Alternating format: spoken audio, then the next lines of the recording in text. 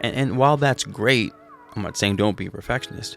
I'm saying we have to be able to hold two thoughts in the mind at the same time. One, that we can aim for perfection, and two, to realize that we're never going to attain it. Talk about your slow motion. One, that we must aim for perfection, but two, we must understand that we will never attain it. Not in this form, at least. Oh, you guys need a hug? You guys need a hug? We're going to be talking about... This video is going to be for the high productivity squad, our multiple interests and multiple hobby squad, our we seem to find ourselves redlining all the time squad. I got you. We will transmute all of those angsts and depressions and melancholies and anxieties. We will handle all that in this video, right? Stick around for a little bit and we'll have some fun. We'll laugh. Some friends will become enemies. Some enemies will become friends. We'll do it. We'll do the human thing. Are you ready? My name's Keith. Real quick though, if you guys do enjoy it and find some use and some value, I would love it if you consider subscribing, at least liking the video, leaving a comment. What's up? Let us know where you're from. Thanks. Let's get right into it. It's plain and simple. We're taking in the wrong kind of stimulation too often. The easy way to relax is to kick your feet up on the couch, put something nice on the tele. I get it. Maybe play some video games. Maybe even read a book. But here's the thing.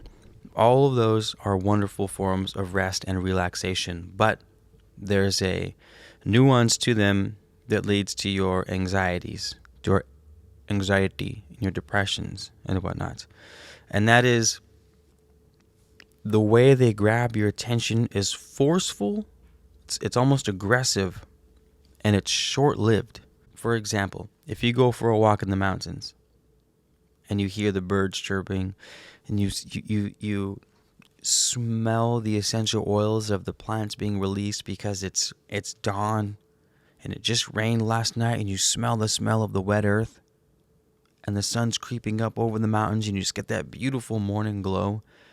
The way nature captures your attention is soft, it's subtle, it's sweet, and it's sustainable, most importantly.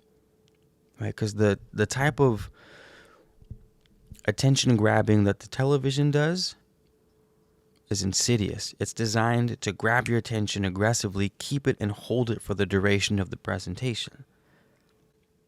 Movies, that's why you go on Netflix, you want to relax and watch a movie, and 90% of our movies are about drama, or someone's mom's getting offed in the first scene. Even our kids' movies, it's like someone's mom gets murked in the first scene, and then it's like, okay, it's happy-go-lucky, and it's like, all right, I get it, it makes for a good movie. We love drama, we love the contrast, that's why we're here. I get it, I understand it, but that sort of stimulation is not sustainable.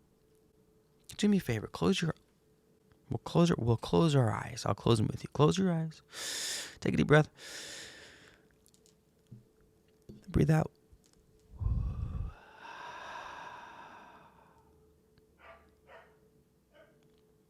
One more time. Breathe in. Now breathe out. Now imagine you're in the mountains with me. You're going for a walk. It's you and Keith, and we're going for a walk. We're in the California mountains. It's sunrise. It rained hard last night. We don't get rain here, not very often, so the river's roaring. We've never heard the sound of the river before. It smells like wet earth, wet dirt. We don't smell that around here. The sky water hasn't been here for 6 months, but here it is. We can smell it. We can taste it. We can hear how loud the river is because we finally have water flowing in it. We can feel the crisp air on our skin. We can hear the birds chirping. You can hear the dog barking in the background. This experience brings peace. It brings joy. So I wrote this down. Nature presents scenes that gently capture our attention instead of suddenly snatching it, calming our nerves instead of frazzling them. Our monkey mind cannot be turned off with ease for a sustainable amount of time, not in the lives that modern humans live. But nature can, right? It is more than sustainable to go for a walk in the mornings for half an hour. in the mountains, or even once a week. Take a good walk for once a week for an hour and smell those and see those sights and feel those sights. That peace is sustainable. That peace leaks over into our everyday lives in a positive way. No drama. No mother's dying in the first scene. Littlefoot. Sorry, Littlefoot. Sorry, man. You know? Still gets me to this day. Anywho, we live for stimulation. I made this video for high octane people. We are not high octane because we have to be. We like it.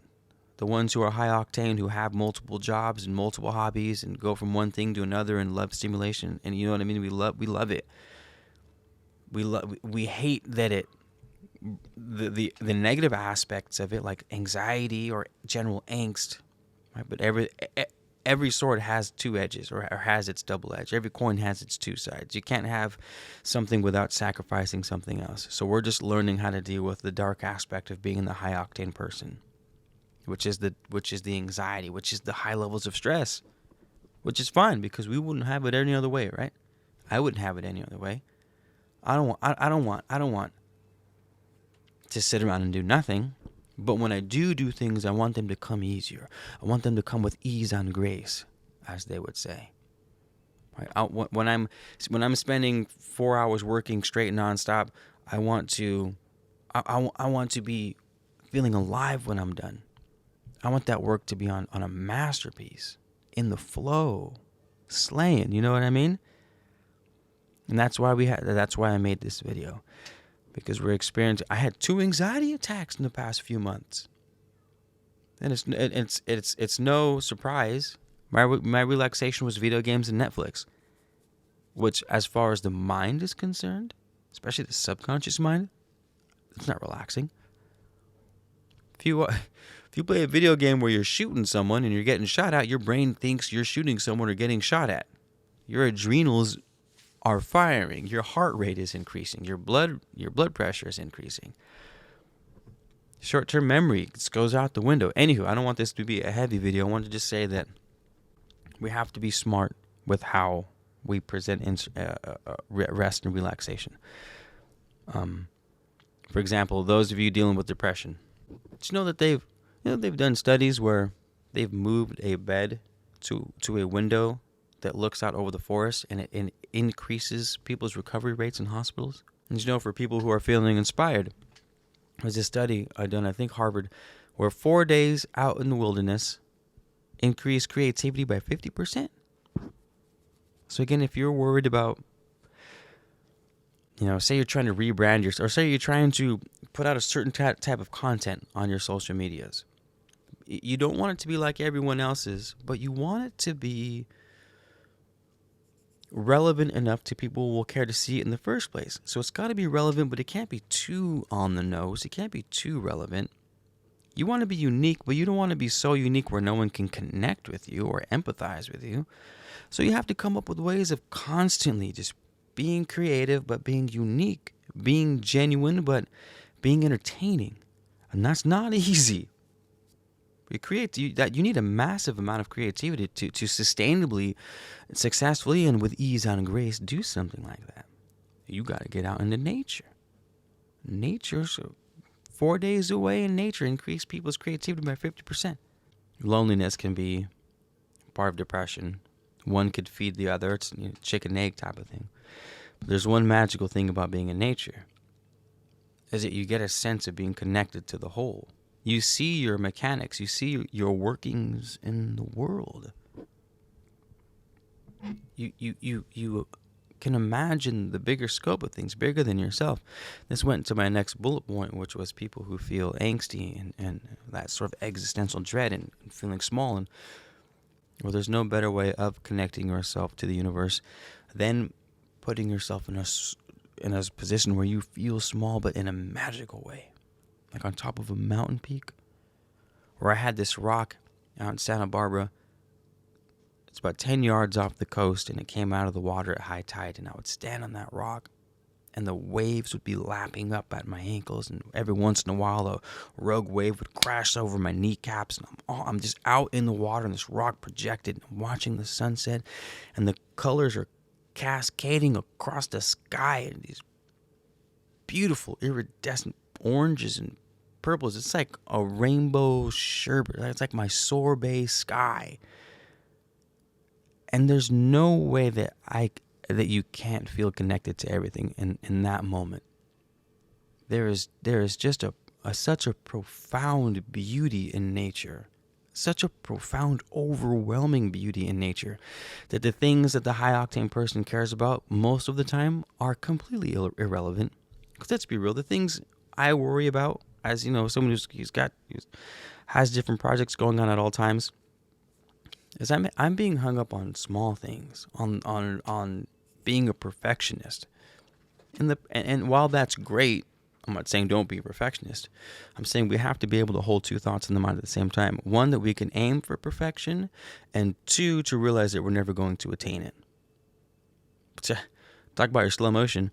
One, that we must aim for perfection, but two, we must understand that we will never attain it.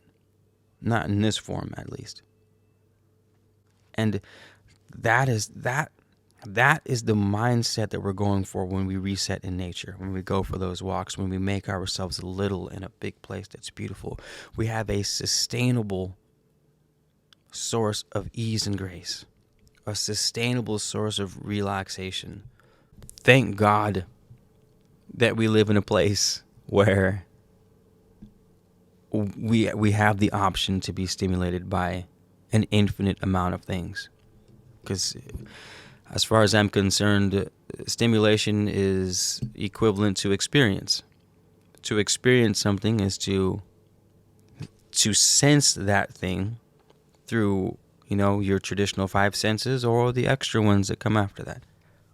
But whether or not they're experiential tools on the physical level, or whether they're experiential tools in the astral realm, or anywhere in the workplace, they're all sensory. So we need to find sustainable ones so we don't just get hit with an anxiety attack out of left field and you're just fetal positioned on the ground thinking you're gonna die. No, but really, it's. Well, that's right. In conclusion, nature presents scenes that gently capture your attention. Nature presents scenes that gently capture our attention instead of suddenly snatching it up, calming our nerves instead of frazzling them. Our monkey mind cannot be turned off with ease for a sustainable amount of time, not in lives of the modern humans. But nature can do that for us.